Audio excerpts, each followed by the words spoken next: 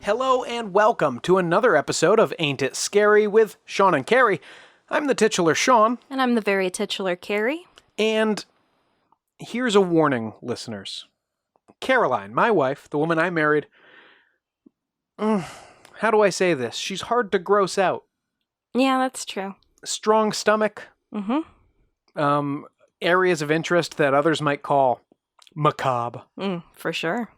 And that same Caroline, the one who I'm sitting across from, took me by the hand before we started recording this. I didn't take you by the hand. And said the words, "This episode is going to be fucking gross." I said it's going to be pretty gross, Sean, yes. You used the F word. I didn't just embellish that. Yeah. There are parts that will be gross, Sean, and we're just going to power through it. So that's a warning. That's a warning for all of our listeners. That's what we're dealing with. Carrie, why is this going to get so gross? Well, I'm going to get into that, but I want to start with a question. Okay. Sean, we got married last October, correct? Yeah, we did. And you remember that? I do. During the ceremony, we made all sorts of promises to each other. Not your standard love, honor, and obey stuff, because I wasn't going to say I was going to obey you. No, and you haven't once. But we did it with the same vibe of promising to be loyal and loving and devoted to each other for the rest of our lives. Yes. John F. Kennedy and kitchen cabinets were both mentioned. And for me, at least, it goes beyond life, because if I go first, I'm absolutely going to haunt your ass. Yeah, I would hope so. Poltergeist me at the very least. For sure. Doing those vows... And I'm not even dead yet, and I already do that paranormal activity thing where I just stand next to you in the night and watch you sleep, so... Oh, well, the more you know. Doing those vows and making those promises really makes you think. Because if you're uncertain about any of that stuff, you really shouldn't be getting married, right?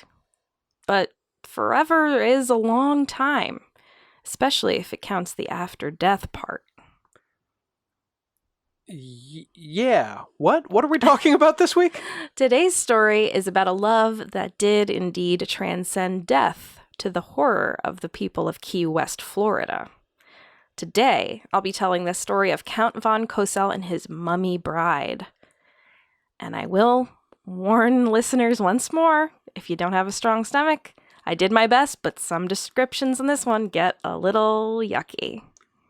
Wow, let's get into it. So we're dedicating the next hour plus of our lives to necrophilia. Well, let's begin with some backstory, Sean. To the study, if not the practice. Let's begin with some backstory, and then we can decide for ourselves what happened. Fair enough. This is, we'll start with the Count himself. Records show that... From Sesame Street? No, Sean. Count von Cosel, duh. 1 corpse, 2 corpses. Records show that Count von Cosel, born Karl Tanzler, came into this world in a modest home in Dresden, Germany on January 12th, 1877. Okay. Von Cosel... Oh, this is an older story than I thought it was. Mm-hmm. You said Key West, and I assumed this happened in the 1990s. Nope.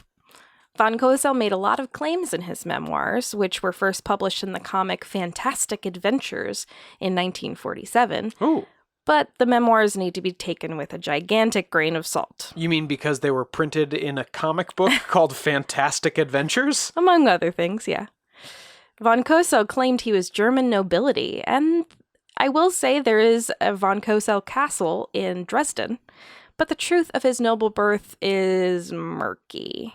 Okay. He probably wasn't a noble. Sure. A surviving family member told the author of Undying Love, Ben Harrison, that, quote, it was just something he made up. That's our source on this story is a book called, Undying Love? Yes, our main source for this story is Undying Love by Ben Harrison. It's a great book. And he did a lot of research with people who were actually involved in this or descended from those people. Cheeky title. Continue. So we're going to call him Count von Cosel for the purposes of this podcast because that's what he went by, and it's just more weird and fun. Oh, yeah. What was his actual last name? Karl Tanzler. So the fact that there is a von Cosel castle in Germany just means that there is a royal family with that name, not Some sort of aristocracy, yeah. not that he's related to that in No. any way. Yeah. Okay.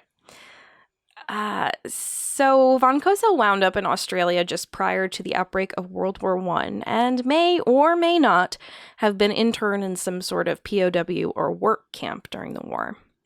At the end of World War I, he ended up back in Germany and claimed to work as an inventor. There's some precedent for this later, but he also claimed to invent the biplane, so who knows?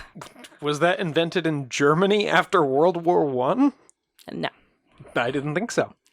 Around 1920, he married his wife, Doris Schaefer, and they had 2 children soon after, Ayesha and Clarissa. Growing up, von Cosel claimed that he was visited by visions of his dead ancestor, or someone he claimed was his ancestor, Sure. Countess Anna Constantina von Cosel. Several times over the years, the spirit revealed to von Cosel the face of his supposed soulmate, a beautiful woman with dark hair. In fact, his first meeting with this soulmate occurred more than 10 years before the woman he would later claim as the same person was even born. Wait, what? I'm very confused. Well, let's let the Count describe it. The Countess addressed me as follows. I've been trying to get your attention for quite some time, my boy, but you wouldn't take note. You were too engrossed in your experiments. Look here, Carl, I have brought you the bride whom you will someday meet. Spellbound, I saw framed in long, black, dark tresses a young girl's face, so beautiful I can't attempt to describe it. Later, during a trip to Genoa, he ended up in Campo Santo Cemetery, and there found a marble statue of a beautiful girl who bore a striking resemblance to the apparition that the Countess's spirit had shown him. Okay, in a cemetery. Yeah. Okay. This girl, immortalized in stone, had died at 22, and her name was Elena. The third time he was struck by the image of his soulmate was in Australia, when he was awakened by the girl's apparition appearing to him in his room.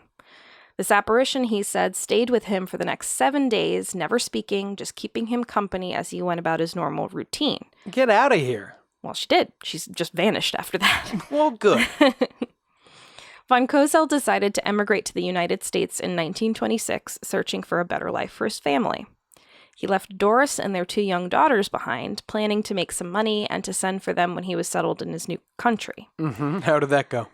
Well, he went to stay with his sister, who was already living in Zephyrhills, Florida. I think it's Zephyrhills. And his family did join him within the year. Oh. However, and we don't know exactly why, this reunion wasn't to last, and he left them behind to go work in Key West, Florida. Okay, so maybe when you left them in Germany and moved to Florida, maybe it was less about the Florida and more about keeping the family in Germany. Well, by this time, von Cosel was about 50, and his wife was half his age, so maybe that had something to do with it, along with him being a weirdo. Yeah, Hey, can we talk about what was weird about him before? He was a strange inventor. He made up a lot of stories, like that he was noble, and he claimed to have met his soulmate in an apparition that his ancestor, who probably wasn't actually related to him, brought to him. God, yeah, fair enough. Yeah, okay. Oh, and he claimed to invent planes. Yeah, okay. So it's not a picture of a normal, sane guy. I get you. Now, Key West is a fascinating place. Oh, yeah. It's only 4 square miles of land, and especially in the late 1920s, everyone knew each other. The island was isolated from mainland America and early on developed its own personality and whole set of ethics with a distinct live and let live attitude. Laissez-faire. Mm-hmm. Locals really didn't care to follow certain laws and operated more like the seafarers that populated the island. Pirates? Well, seafarers. We were only a little bit removed from piracy at this point. Sporting houses or brothels operated openly. This is where Jimmy Buffett settled down and began his music career. So it's very Margaritaville. Back in the 20s? No, after this. It was a place that was good for sailors to get lost and make a little money, and it ended up being the perfect home for Karl Tanzler to officially remake himself as Count Carl von Cosel.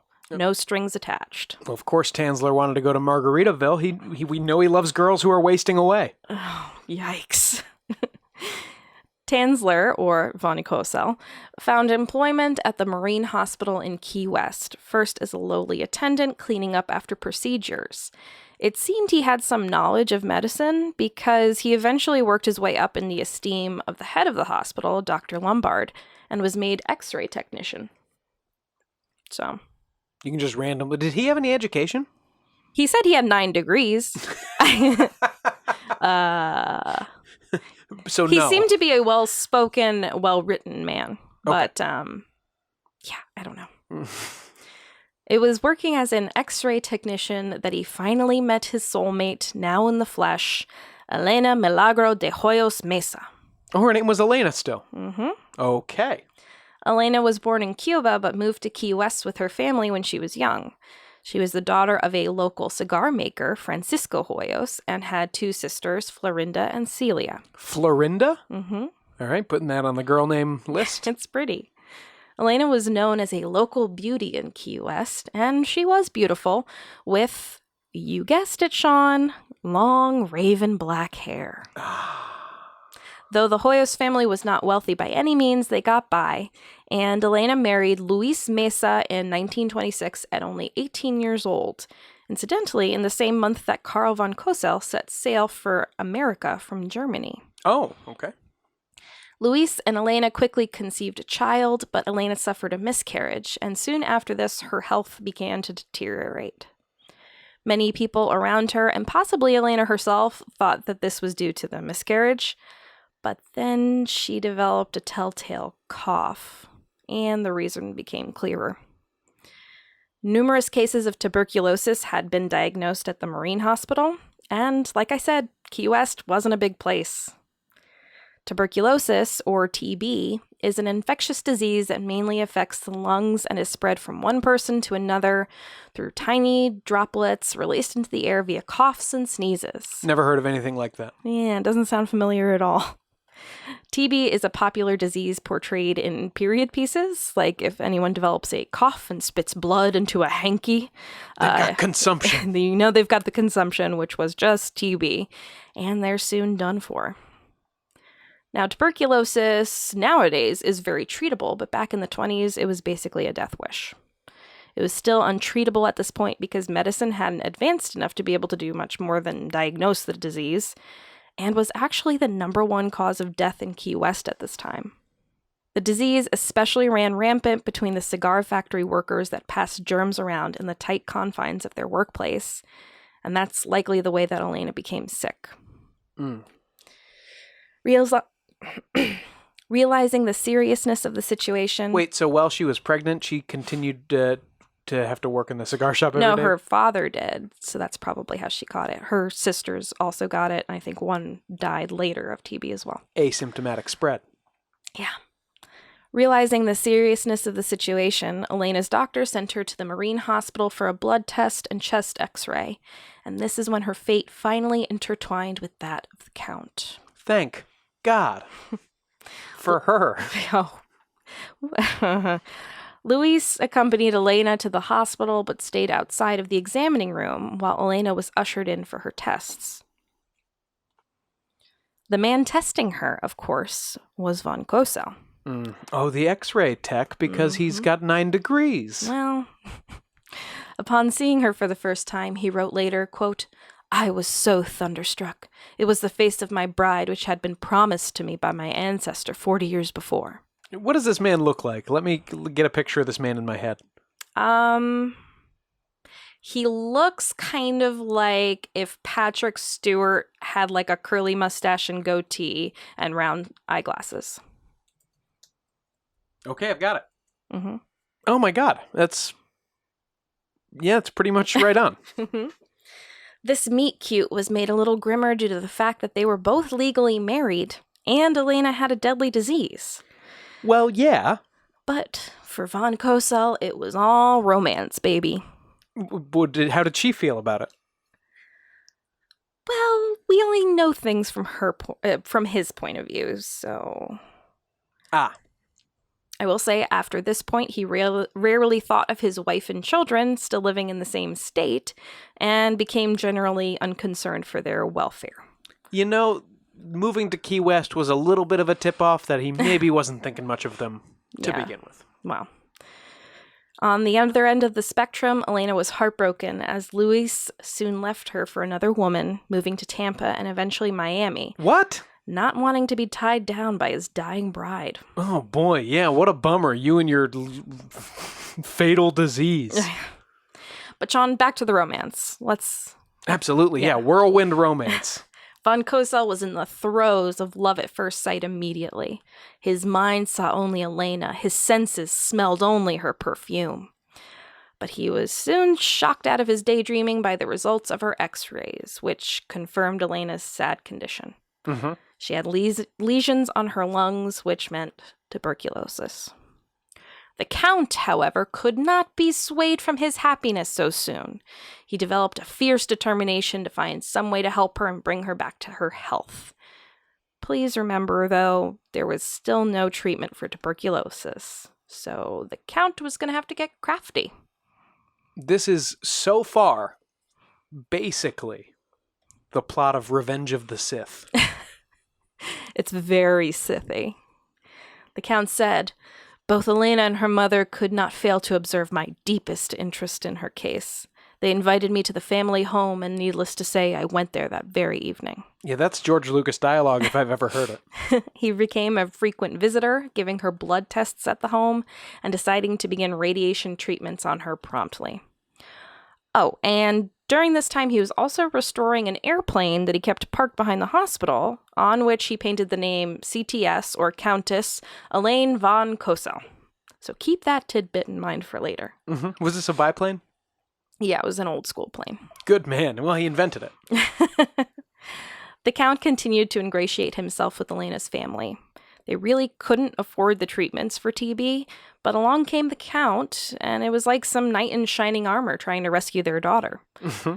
They were in a really vulnerable mental state, and von Cosel seemed knowledgeable about her illness and how to treat it, and wasn't charging for his obsessive services. So it's always a plus. Dr. Lombard from the hospital knew there was little hope for Elena's recovery, but he didn't discourage von Cosel either. Sure, do what you want. Mm-hmm. Elena herself simply refused to accept the seriousness of her condition. Seemed like she was really in denial. On her 21st birthday, the Count wrote that he told Elena he, quote, "will give you my undying love."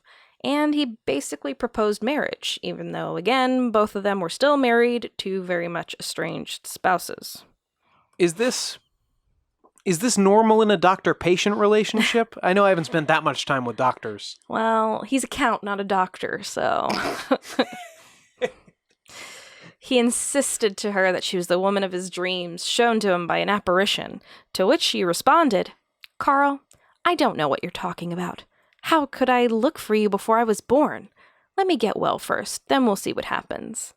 Carl, you're a weirdo. So even though this was written from the Count's perspective, it seems like the gentlest possible letdown ever. Like, yeah, maybe we'll go on a date like in a few months or something, you know? Yeah, even in his account, it sounds like he's getting the brush off. Yeah. But he didn't seem to take it that way, even when Elena's mother told the Count, "No daughter of mine is going to marry an American. It will be a Cuban if she ever marries again." You can say one thing about the Count, though. He did not give up.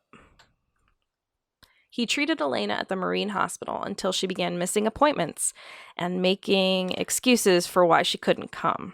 I'm surprised her mom is so hell-bent on her marrying another Cuban guy given what their cigars did to her. Well, and her original husband. And him. The family, after the Count's apparent proposal, started to distrust von Cosel and began to take her to other doctors. He wasn't a doctor, he was a count. Well, I mean, he was an X-ray tech, he wasn't a doctor.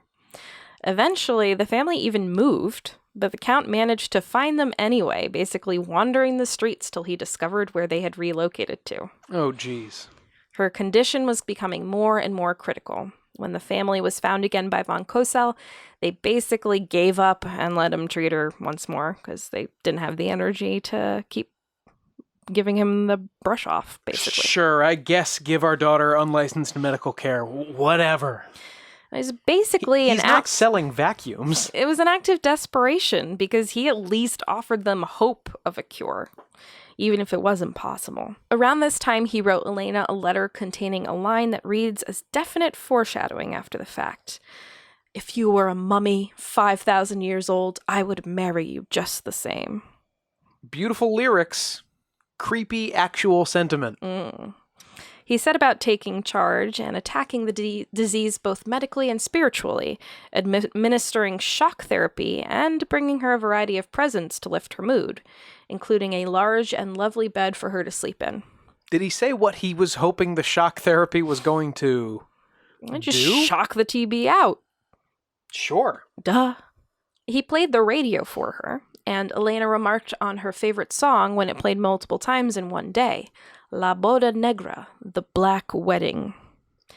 The song was about a man whose lover died young, and he began to visit the graveyard until he dug her up from the grave, placed her on a bed of flowers, took his own life while embracing the skeleton of his dead love, and was reunited with her in the afterlife.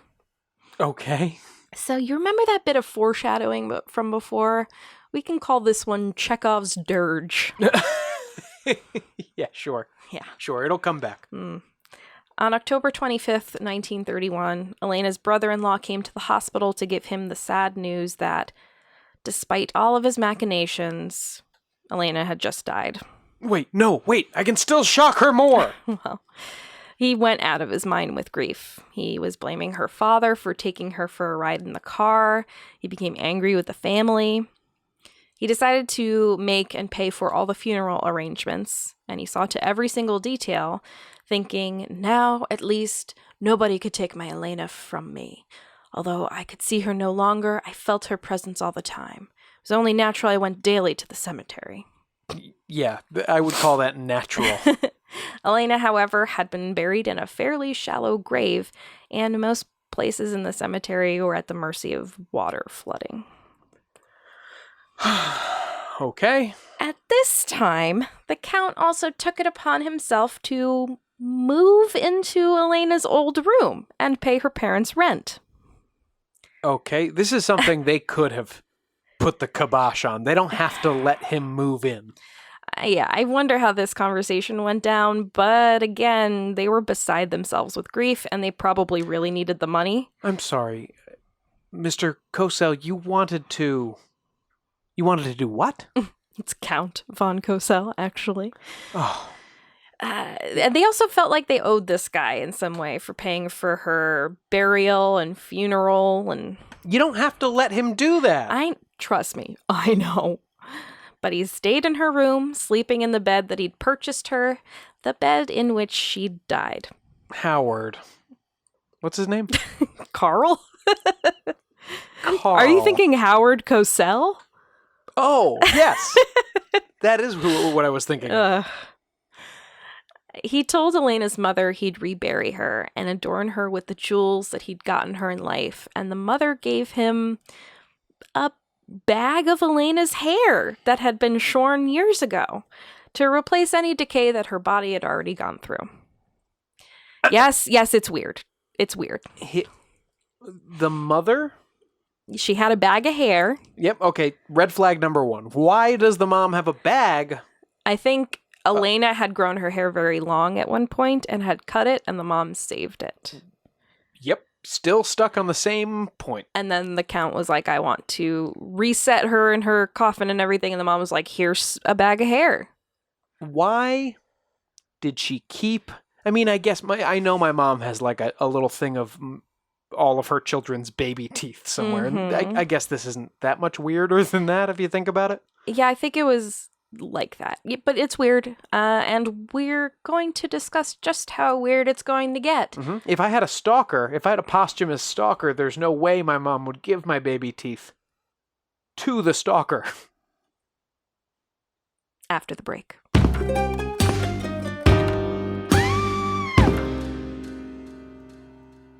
You're here, which means you love podcasts. But are you looking for another kind of entertainment on the go? Audible is the leading provider of spoken word entertainment and audiobooks, ranging from bestsellers to memoirs, news, business, and more. By signing up for a free trial at www.audibletrial.com/ain'titscary, you'll receive access to thousands of titles with 1 credit toward any audiobook and 2 Audible originals, free during your trial and then with subscription each month after. Personally, my favorite Audible title is also my favorite book, It by Stephen King. I went into this audiobook ready to judge because I've loved this novel since I was a kid. But between the stellar production value and the truly breathtaking narration performance by actor Steven Weber, I was 100% all in. If you like this podcast and have a strong stomach, I think you will be too. Not into audiobooks? No problem. With podcasts, theatrical performances, guided meditations, and more, Audible offers something for everyone. So what are you waiting for? Get started now. And hey, you'll be helping support the podcast. Visit our link at www.audibletrial.com/ain'titscary for a free trial. That's www.audibletrial.com/ain'titscary. Audible. Listen more.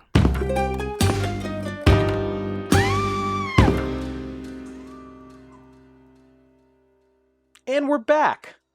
Caroline, when last we left, this poor dead girl's mom had just given her stalker just a whole bunch of hair?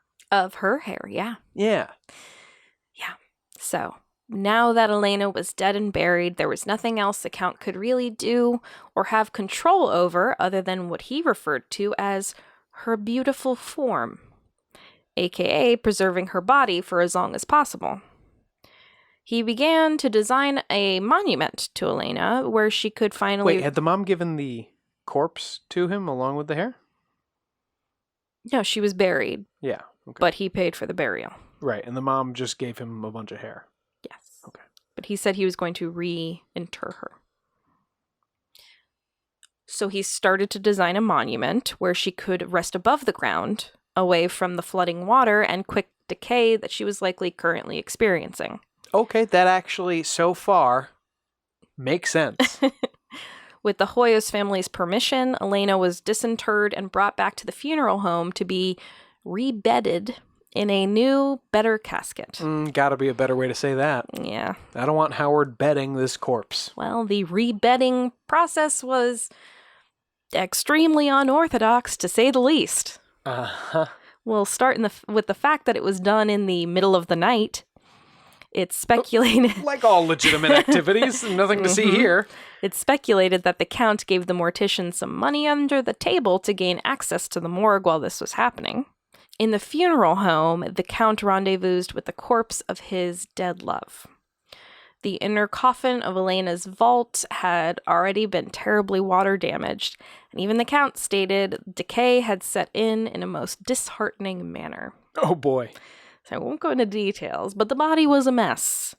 Him and the mortician worked all night to restore the body, with von Cosel spraying her all over with a preserving mixture he'd developed, and tons of eau de cologne for the understandable horrific smell. Yeah, so he's just... all over. When morning came, my sweet bride was free from all outward signs of decay and from that of odor. The next day, he informed the mortician that he would need another night with Elena in the embalming room. Alone. Oh, no. Along with whatever else he may have done in that time, he submerged the body in a homemade incubator tank, basically like suspending an object for preservation in formaldehyde. Then she was placed in a double casket and finally reinterred in a crypt that he'd designed with a locking door that he, of course, had the key to. Can we have... Do you think he... Yes, I do. Okay. He consummated this relationship that night? Yeah. After this, von Cosel became a frequent sight to those visiting Key West Cemetery. Yeah, I bet. He came to sit in the crypt by the coffin for 18 months straight. And he started to experience what he attested to be paranormal phenomena. He started to hear the scratching and tapping of nails on the inside of Elena's coffin. Upon reopening the outer coffin, he discovered that the inner coffin holding her body was still sealed, and he couldn't find an explanation for the sounds he heard. He unscrewed a cap on the waterproof inner coffin and... Yes? smelled it. Why? What? Well, what are you doing, Carl? He said the smell that emanated was exactly like the healthy and agreeable odor of a young woman's skin on a warm day. What? No. That's what he said. That can't be true, Carl. Well, I wonder if this is an extreme version of just like not noticing the BO of a beloved partner, you know? Just kind of letting your mind not get it. Yeah, I guess, but that happens because you smell my BO all of the time. Well, I don't know. He started to talk to Elena at this point and even installed a telephone in the crypt that he would call when the weather was too treacherous for him to visit. At some point, he placed his ear against the open coffin valve, which I guess he would just pop on and off. I was going to say, did he just leave it open? Yeah. And he heard her voice speak back to him and sing, usually her favorite song, The Black Wedding. Her favorite song was... It was the one we talked about before, about the guy digging up his bride and killing himself with her corpse. Right.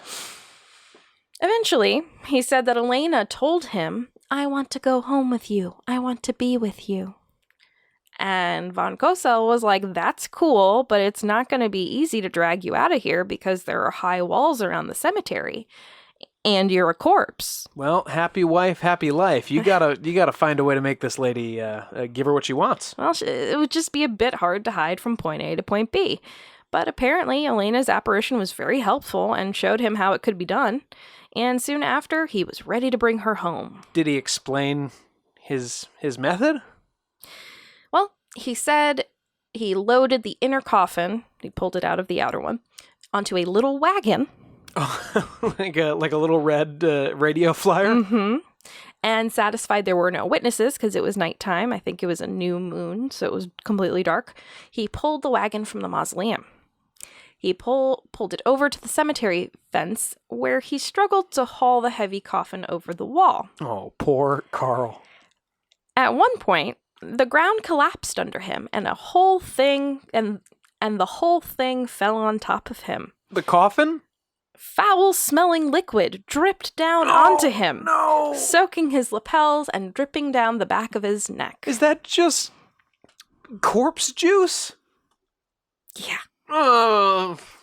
He summoned all the strength he had and heaved the coffin over the fence, making it back onto the wagon and pulling it until he reached the little halfway house he rented between his own home and the cemetery for this purpose. So it's basically like that bit in Young Frankenstein where they steal the corpse. Yes. Yeah.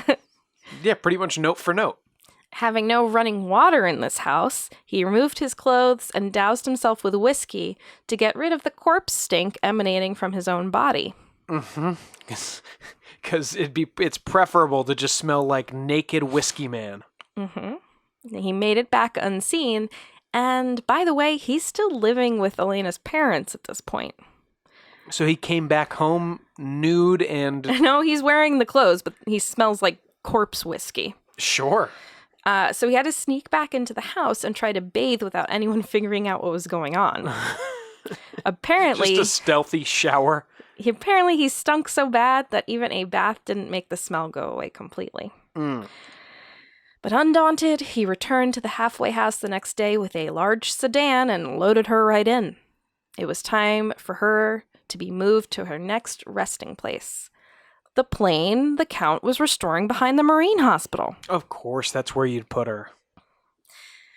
Once he had alone time with her. Did it have two little cockpits like in Indiana Jones? Could he just pop her in the back?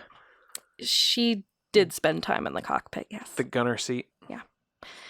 Once he had alone time with her, he assessed the terrible condition her body was in after decaying in the Florida heat for 1.5 years. Yeah. My very soul was tortured with her awful condition. I resolved that I would help her out of this awful mess at once. She was my beloved bride. My promise to take care of her was a sacred one. Sean? He wasn't her bride, though. They were both married to other people. I'm your beloved bride, right? Yes. Would you clean up my corpse after it was hanging around for a couple years? If you asked me nicely, absolutely. So he cleaned her up as best he could and began to visit Fausto's food palace constantly to buy supplies. A Mrs. Weekly that worked at the palace told author Ben Harrison that she had been heartily amused by his purchases, wondering what he could be doing with the tons of soap and perfume he was buying. Little did she know. You wouldn't assume serial killer? Elena's eyes had decayed and no longer seemed lifelike. He managed to purchase 2 glass eyes from a medical catalog used by the hospital without arousing suspicion. How? What's more suspicious than buying prosthetics you don't need from a medical catalog? In his own words, he talks about his conversations with Elena as he repaired her body. Hear me out. I would think that buying 2 glass eyes... Yes, a right eye and a left eye would be weird, and it was. It's a pretty rare order. He made it happen. I assured her, darling, I love you more than ever before. If it were not so, I would not have taken you to me. Then kissing her dry lips and breathing deeply into her lungs until her bosom rose, I unpacked her bridal gown and covered her body with it. Long I lay thus, holding her closely to me, the living and the dead united in love. Boy, oh boy. Keep in mind, this whole memoir I'm quoting is from a goddamned comic book from 1947. Wait, did he wrote that comic? Yes, that was a quote. That's amazing. So, maggots and flies became attracted to Elena. Yeah. Laying there in a hot plane in Florida behind a hospital. Sure. He worked to keep her body as preserved as possible because he began to believe that he would somehow resurrect her, using some sort of ancient knowledge that he had acquired while studying Hinduism.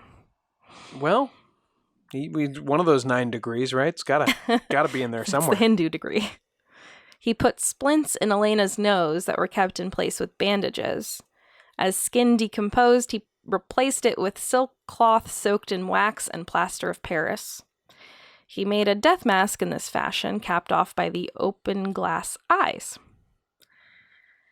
But he was about to hit a speed bump. The hospital where he worked had transferred command, and the new boss refused to keep allowing von Cosel to keep his plane on the property. What do you mean? What do you mean I can't park my biplane right here on hospital grounds? Well, he moved it to a hangar attached to his new home, a shack on Rest Beach. How did he move this plane, you may ask? I was just going to ask you to picture a shack with an airplane hangar attached to it. He hired a truck to pull the plane through the streets and asked Mario, Elena's brother-in-law, for help. Mario had no clue that he was assisting in pulling a plane with his sister-in-law's corpse inside of it through the streets of Key West. Oh boy! You gotta warn a guy. You gotta warn a guy when he's pulling a corpse. Well, the Count saw it as a parade for Elena, and she made it to the hangar. A parade? And the townspeople and Mario were no more the wiser. Around this time, Count von Cosel's daughter Clarissa died of diphtheria, but he was so consumed by his responsibility to Elena that he didn't even go to his child's funeral or send any money for it. Okay, so he's, deeply... Von Cosel's a deeply sick man. Yes. To the Count, nothing else mattered but Elena. The 2 years they would spend at the new home on Rest Beach were the happiest of his life. He did his best to restore the shack and build a lab where he could keep on working on Elena's resurrection. He would keep dropping her into the incubator tank he'd fashioned with preserving liquids. Like Luke Skywalker? He was basically doing his best to keep nature at bay. He'd take her out for a little while each day to rest and receive radiation treatments. And he was sure that he was beginning to bring her back to life. Why? Well, he said, often I kissed her rosy lips as she was lying in her bath. Hold on. They were dry lips before, and now they're rosy. Maybe he's onto something here. Thereby getting always a liberal taste of the surrounding fluid myself, which was indeed an analysis. What? Yeah, an analysis of what, I don't know, but it's yucky. Ugh. He played her music on his organ each evening, which must have been a creepy tableau. A terrible hurricane hit in 1935, and von Cosel played his organ through the winds, basically telling Elena that if the hurricane killed them both, he was fine with it. However, he and the corpse survived. I don't want to hear anything else about Karl von Cosel, this corpse, and his organ. Thank you very much. Well, that Christmas, the Count took a photo of Elena's body next to the Christmas tree and spent what he reported to be his happiest holiday ever. This included, as he described in his memoir, in a comic book, drinking some wine and forcing it into her mouth from his so she could drink it like a mama bird. Why did he put that in the comic?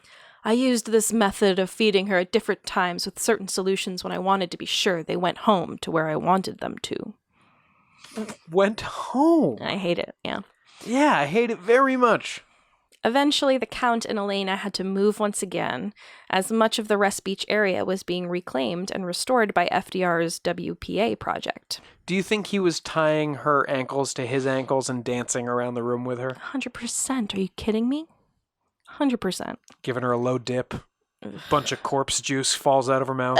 Stop. I'm trying not to make it purposely gross. He found another wooden shack on Flagler Street and thus made their new home. They taxied the airplane once again to this new address, but around this time, von Cosel lost his job at the Marine Hospital. He was laid off due to a reduced operating budget. Apparently he wasn't fired for being a crazy person. Or like coming in just smelling like a corpse all the time. Mm-hmm. He had a pension due to some military involvement, the facts of which are sketchy.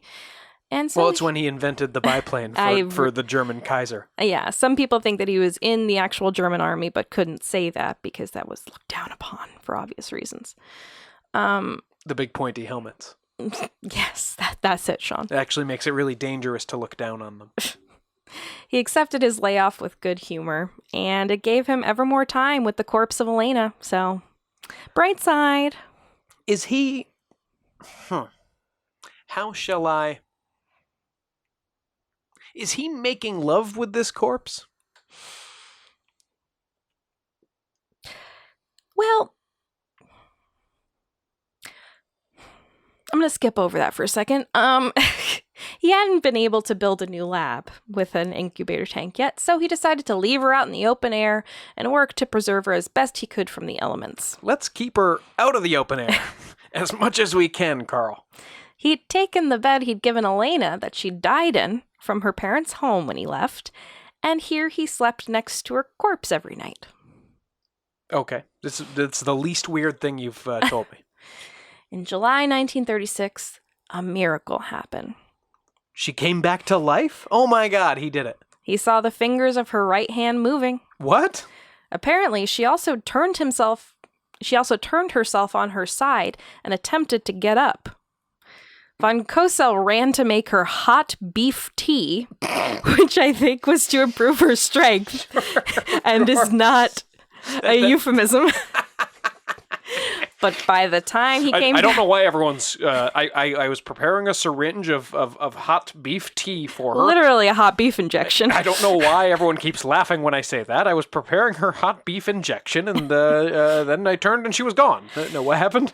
Well, by the time he came back with her hot beef tea, she was rigid again, albeit now in the... Don't say anything, Sean. Now in the new position... She wasn't the only one. She was now in the new position she had moved herself to when trying to get up. The Count was heartbroken, thinking that her only chance at resurrection had come and gone. Stop. It's sad. It's kind of sad, though. Not for him, for her. This is a sad situation. No, she's not here anymore. I know. Elena has checked out. But She's she does fine. not deserve this. She's not here. She doesn't care. This is only sad for one person.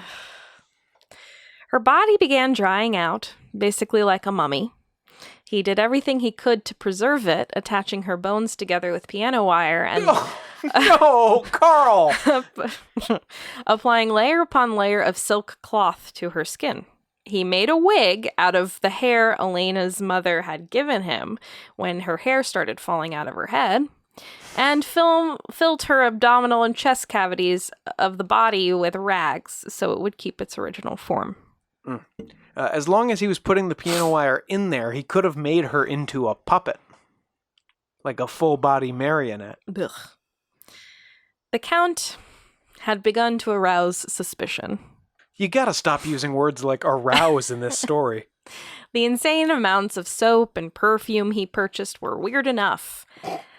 Then rumors started circling around town. The eyeballs. But rumors are just rumors, right? On September 28th, 1940, Elena's brother-in-law Mario visited von Cosel at his shack on Flagler Avenue. He had news. Elena's tomb had been broken into, and the coffin seemed to be tampered with. Von Cosel's like, what? The devil, you say? Elena's sister Florinda, a.k.a. Nana, insisted that the outer coffin still in the mausoleum be opened to check on her sister's body, but the Count refused to comply. The mortician and cemetery sexton involved placated Nana, insisting no one could have accessed the inner coffin, but the Count started feeling the pressure. Florinda kept begging him to open the coffin just so she could see that her sister was resting in peace.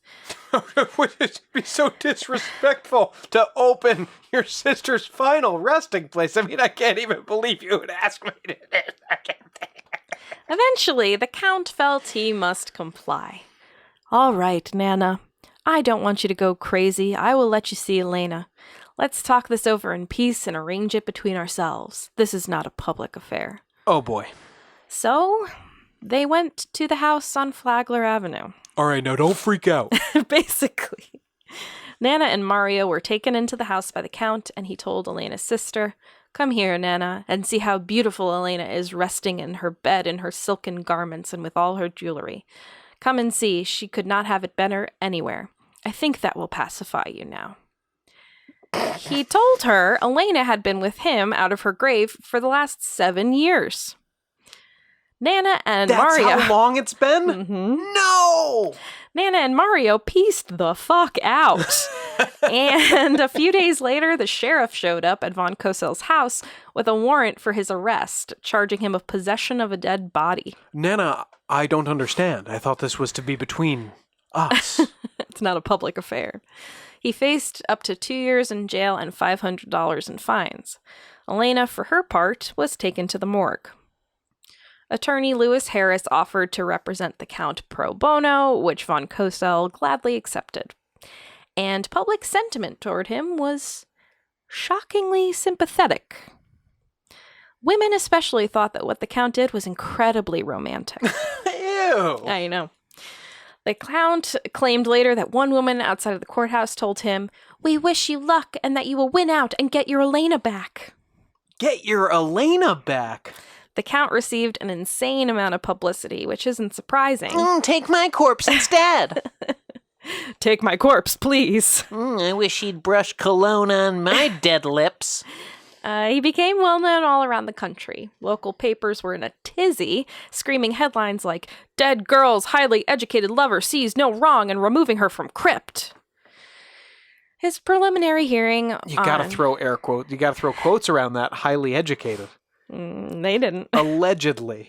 Allegedly educated. His preliminary hearing on October 9th, 1940 was scheduled for late afternoon so the townsfolk could complete their workdays before the performance began. The Key West Citizen reported that sympathy on all sides were expressed for the scientist, and the general hope advanced was that the state would see fit to free him. Oh my God. So literally... This is not just from the Count's point of view. Many people were very sympathetic towards the him. primary POV in town is, yeah, let this guy bang this corpse, whatever you need. Someone wrote a poem about him and sent it to the paper. Read me the poem. I don't have it up right now. Hold on. You have to read me the poem. It's really long is the thing. Read us the poem. Read us the poem. Listeners, get in here. Read us the poem. Read us the poem. She can hear you. Read us the poem. Read us the poem. This is a little intro. Editor, the citizen. Karl von Cosel is reputedly a poet. Will you please convey to him the poetic consultations of a kindred, though uncouth and exceedingly crude fellow poet? Wait. I'm just quoting here. I think von Cosel is plenty crude himself. You're all right. If he desires, it can be published under the nom de plume of Red Bay Billy. Signed. Thank you, Red Bay Billy. Red Bay Billy, Miami, Florida, October 9th, 1940. Title. To me she is not dead, she but sleepeth. Billy. Love dieth not, though breath of life from body shall depart, and death's inevitable beckoning call doth still the beating heart. I wasn't lonely for thou, though thou wasn't wafted hence. And couldn't thy body near me lie, 'twould be a slight recompense. Thus in silence of the night, no thought of man's laws breaking, I bore thee gently homeward, to still my sad heart's aching. Thy spirit, smiling through the years, through midnight's darkest gloom, didst hover round in mystic love, and cheer my lonely room. Okay. It's like a necrophile wrote Bill Shakespeare. I get it. It sounds like some of those compound contractions had like 7 apostrophes. Yeah, there's a few. In life and death, beloved the while, and now in dastard durance vile, I like a prisoner for thy sake, 'cause I thy deceased frame didst take, and sought with wax to mold, to make, perpetuate for love's own sake. Thy smile. Ah, yes, men's stringent law I break. They call me mad for this mistake. But o'er again, love for thy sake, 10,000 prison years I'd take. Mock not nor scoff, ye callous soul. Think me not vile, a doddering ghoul. Because for love, my love I stole, with science sought to make her whole. Lord, this I pray, be it thy will. Stretch forth thy hand and keep me till dark shadowy death and Jordan past, my inseparable love I find at last. Red Bay Billy. Amen. So that's what this guy was inspiring. All right, you've got me all turned around. I think it is romantic. Do you think there's any world in which this story today would get that kind of media spin? No, this guy is hated forever, right? Yes. Yeah. Or just pitied, as being clearly mentally ill. Which is, he should be pitied. Yes. So, the preliminary hearing began with testimony by Elena's sister, Nana, who said that she became suspicious when the Count abruptly... When the Count brought her to his house and showed her sister's corpse? Ahead of that. Because he abruptly stopped visiting Elena's tomb. Right. So if you do that for 18 months and then stop, it's weird. Yeah. And she began to hear rumors reported to her about the Count by friends. He's like, well, no, I installed that phone, so now I just get her on the horn every other day, and that's what we've been doing. By her admission, quote, I just couldn't imagine someone taking my sister's body from the tomb. Who could imagine someone keeping a corpse in their home for 7 years? But the time finally came when I could no longer ignore the whispers. So she was in heavy denial for sure. Right. I could imagine that a possibility like this is really hard to come to terms with. Yeah, it would be also pretty far down your list, even if it's like, oh, Howard stopped. Like, even if Carl everyone's saying that, you're like, that can't be true. She went on to say that seeing Elena's body the way that the Count had restored it would haunt her for the rest of her life, and asked the justice, quote, why won't the doctors who examined Elena's body make their findings public? What has von Cosel done to my sister's body? Was he doing something too horrible for words? Well, I would love to know what his rituals he thought he was doing to resurrect her, involved. Well, what she meant by her question, I think, goes without saying. And the judge at this point was forced to ask the question he had hoped to avoid.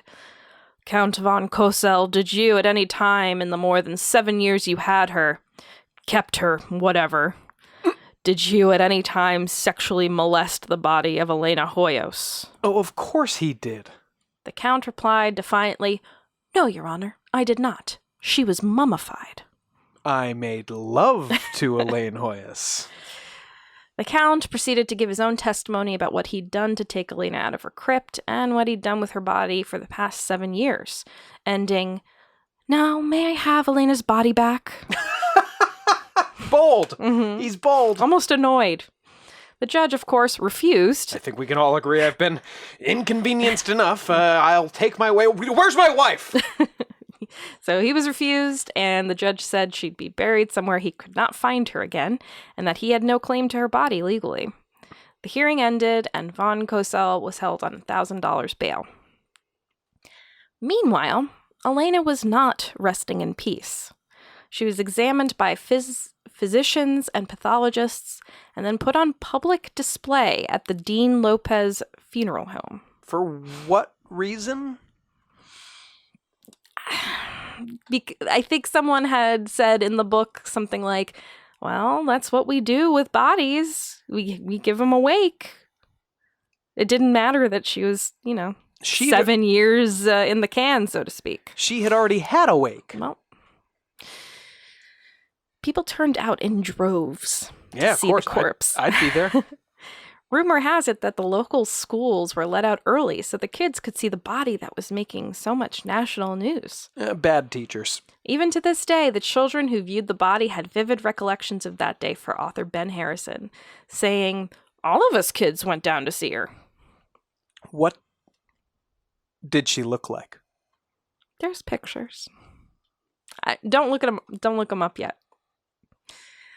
The funeral directors stated that around 6,850 people came by to view the body within the next few days.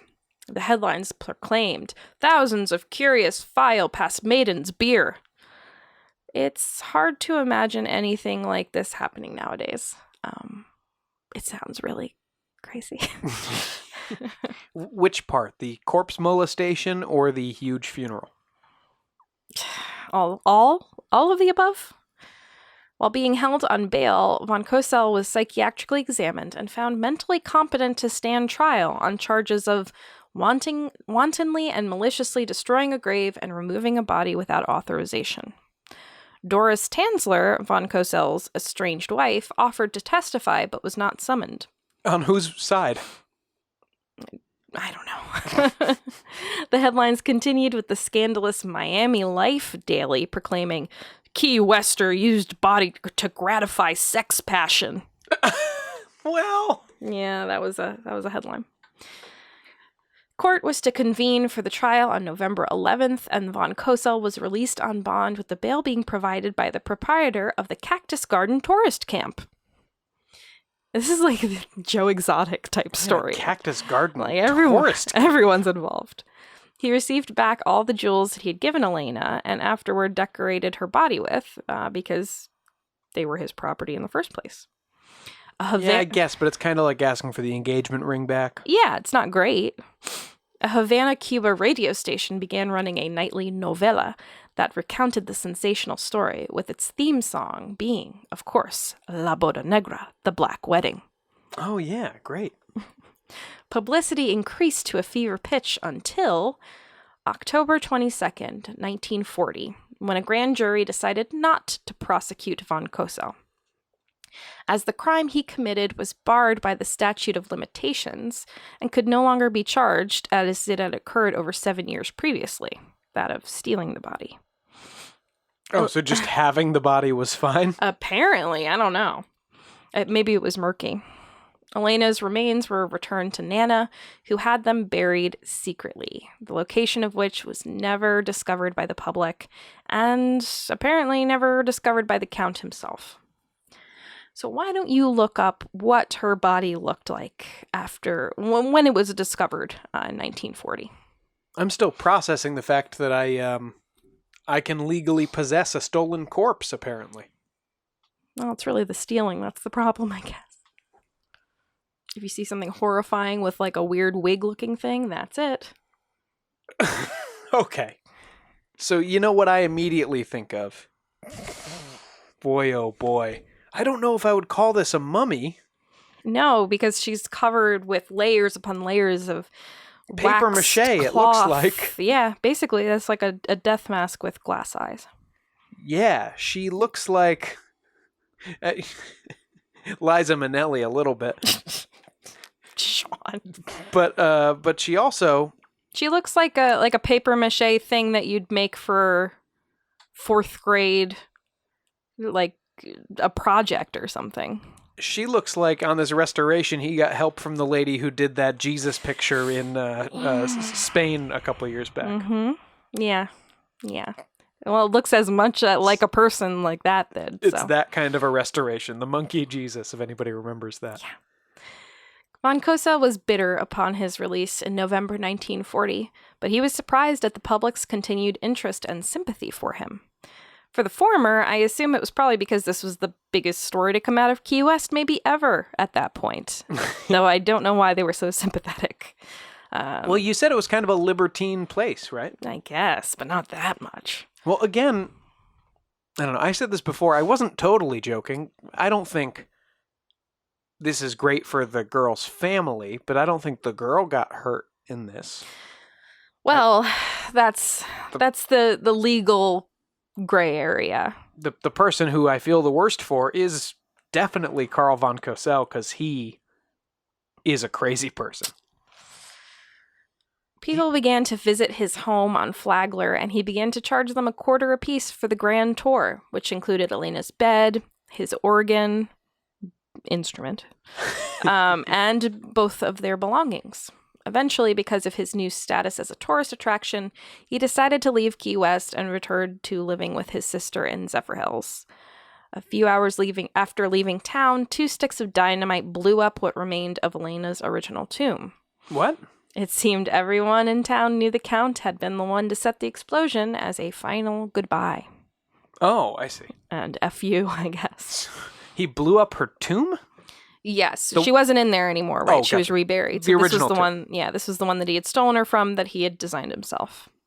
I love it. I love picturing him driving out of town, like in a hearse across. There's all these super stupidly long bridges that connect the keys, you know? So him just driving along one of those bridges in his hearse that I picture him driving, and just the explosion in the background. His wife, Doris, who still lived in Zephyrhills with their now teenage daughter, showed von Cosel a compassion which I think is absolutely incredible and unthinkable, really. She reached out to him at his sister's and took him to see the grave of their daughter, who had died years before. He made a monument to her, as he had for Elena. Von Cosel moved to his own home in 1944 in Pasco County, Florida, and promptly created an indoor shrine to Elena. He created a new Elena body and placed on it a plaster of Paris death mask he had cast from the original Elena. People said that it was still the real Elena, and he had somehow figured out where she was buried, but it's pretty certain that this wasn't the case. Does it look as dumb as the... It doesn't look great, but the original one didn't look great. He would He would also apparently take curious townspeople to his house. Trust me, I've seen it. Is that the more recent fake? That it might be, because that was an actual death mask. And it's a picture of him with something, so Yeah. I don't think he was ever photographed with this other one. Mm-hmm. He would also apparently take curious townspeople to his house to see the replica Elena for themselves.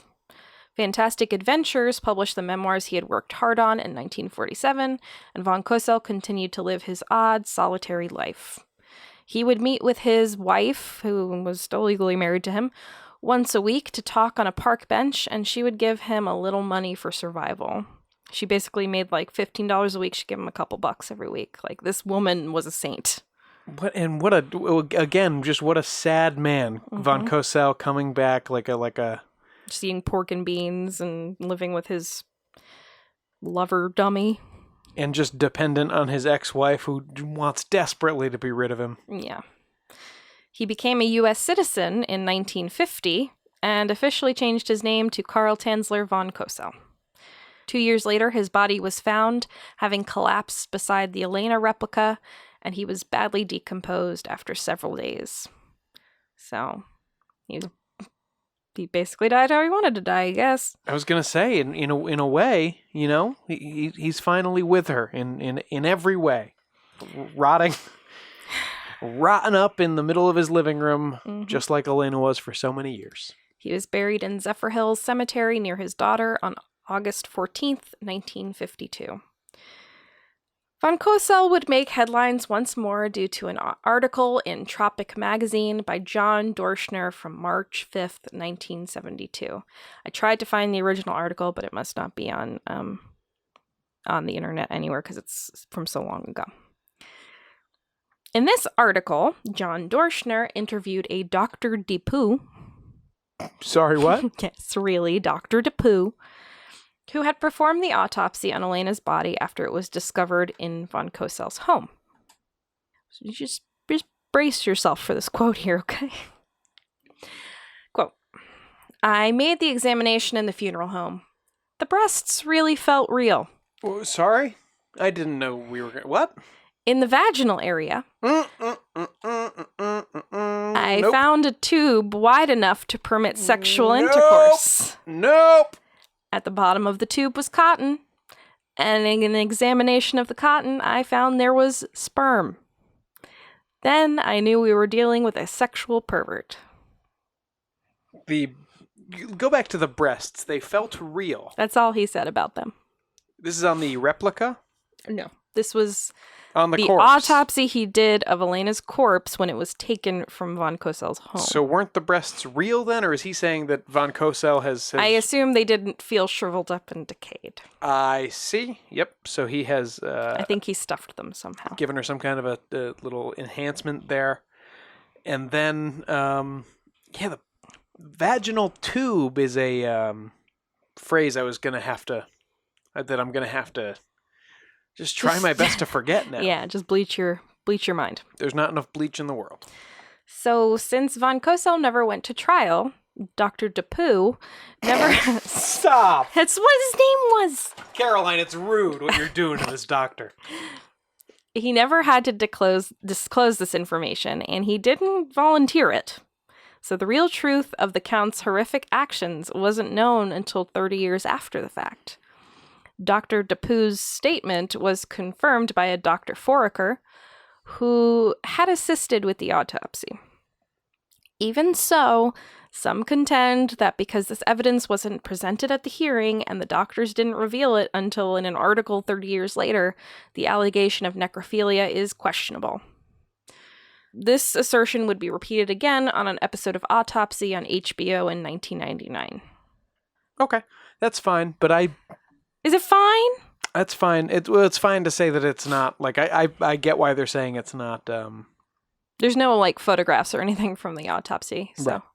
Not like you'd want to see that. But I would tend to buy that this guy's a weirdo, I think that's... He's not... He's not going to be... He's not going to be sleeping next to this thing and... He thinks it's alive and she's talking to him or whatever. Like, obviously he's fiddling around in the night. The second day after they dug him up, he has to be left alone with the rotting corpse all night. We know what was going on with Carl. Yeah. We know what was going on with Carl. So on that note, that's the end of our bizarre love story, Sean. Great. Well, it sounds like, you have a lot to live up to after I pass. Because obviously this is what... To live up to? Yeah, this is what you do to someone you love after... You want me to dig you up and live with you for the better part of a decade? I would like... you're giving me a look. I would like to think that you would, yeah. I would like to not do that. Well, Listen, you don't have to do the cologne and all that stuff, but I do expect you to, Okay. to keep me in your biplane out back of your house. Oh, keep it on the campus of the hospital. Just a hot plane. Ugh. Hot plane full of corpse meat. And that's the next Cannibal Corpse album. Yeah. Oh, great record.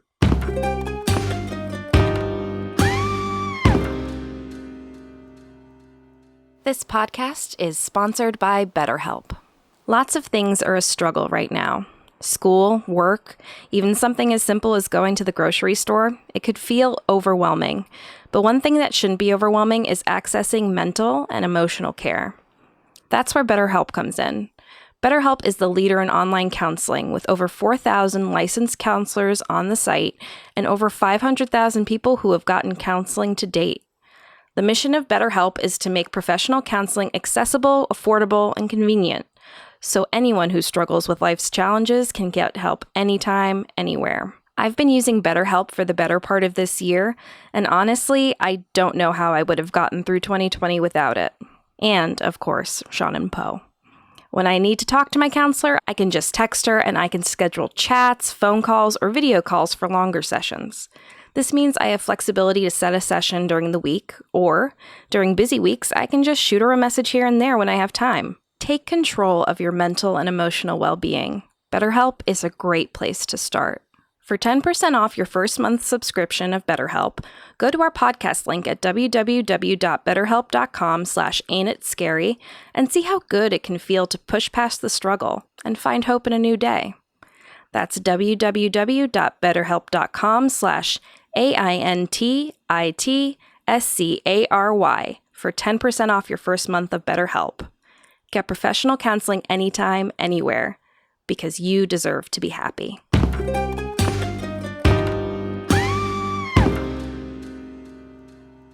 Today we're going to visit an old friend for our Crime and Punishment news segment, D.B. Cooper. Hey, my old pal Dan. Well, tangentially anyway. To mark 2021 being 50 years since the Norjack hijacking in 1971, Rolling Stone magazine interviewed flight attendant Tina Mucklow, who took over D.B. Cooper entertaining duties. Yeah, after Florence Schaffner got kicked to the curb. Well, she had stuff to do. In the interview, Tina goes into detail about her ordeal, having largely stayed silent in the past 50 years about the incident. After Schaffner left to give a note bearing Cooper's demands to the pilots in the cockpit, Mucklow took her place sitting by D.B. Cooper. Either I said, "You want me to stay here?" or the hijacker said, "I need you to stay here." From that moment on, I was the man's point person. And she was relaying messages over the interphone back and forth between him and the cockpit. I was there for the hijacker to kind of keep him feeling safe, assured, comfortable, and not detonating that bomb. Gotta make sure the guy with the bomb feels safe. When D.B. Cooper opened his briefcase to show her a row of what looked like sticks of dynamite hooked up to a battery, she thought she was going to throw up and recollected looking at the barf bag in the seat pocket in front of her, thinking she was about to. Eventually, his demands were met and the plane climbed to a low altitude without the passengers and just Cooper and crew in tow. 4 or 5 minutes after the plane had taken off, the skyjacker told Mucklow she could go join the pilots in the cockpit. Probably one of the last things I did was to say, "Will you please take the bomb with you?" She doesn't think he answered her. He was busy preparing the parachutes. For Mucklow and the pilots, the ordeal was nearly over. Being able to reunite with the rest of my crew and coming through the cockpit was an amazing experience. We were still in harm's way, but I wasn't alone. All of us looked at each other, and there was just a sense of amazement. Co-pilot Bill Radizak told Rolling Stone, "All of a sudden, the cockpit door opened, and in walked this lovely lady who had been our passive resistance to the hijacker. It was a big relief." When they were finally on the runway, Mucklow waited until she and Radizak were in the backseat of an FBR car before she broke down. I sobbed like I'd never sobbed before, and Bill said, "It's okay, it's over." This year, Tina is consulting on a film about the crew's experience of the hijacking and has previously given interviews in recent History Channel and HBO documentaries. Maybe the nicest little tidbit in this story is that Tina Mucklow and Bill Radizak still catch up on the phone every couple months, with Bill jokingly telling the magazine, quote, "If we could just get her to move back here so we can get together more often, it would be greatly appreciated." And for more on D.B. Cooper, hopefully you've listened already, but that's the subject of our 4th episode of this podcast, so give it a listen. Yeah, and of course, for any of you who missed Disney Investors Day, the new Loki series, I think posits that Loki is D.B. Cooper. Yeah, I think it's pretty certain that that's what they're going for. So you can watch that too. Yeah, sure, they need your help. Desperately.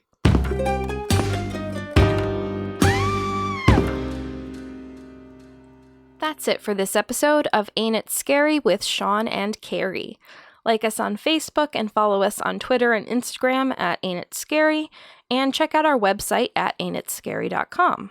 You can support the show by supporting our sponsors and becoming a patron at www.patreon.com/ain'titscary.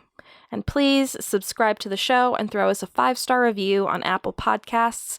We'll be forever grateful. Yep, super fun stuff happening over on Patreon. Special thanks to our Tier 3 patrons, which at the moment includes Nate Curtis, Sean O'Donnell, Jared Chamberlain, and our newest patron is Maria Ferrante. We'll see you next Thursday. Show created by Sean McCabe and Carrie McCabe. Music by Kyle Ryan. This has been a production of Longboy Media.